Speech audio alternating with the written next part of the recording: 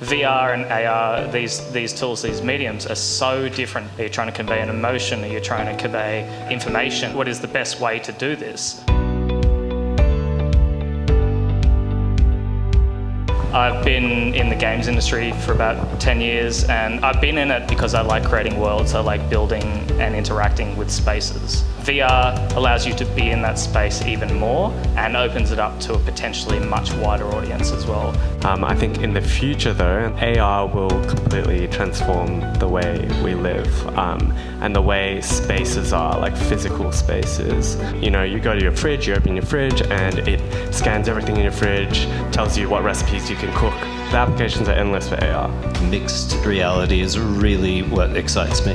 If you can think of a futuristic headset that immersed you in a complete virtual reality with digital overlays of actual objects, so this room, the people in it could become different things. They're still interactable. I can still, shake your hand, but you may be a giant duck.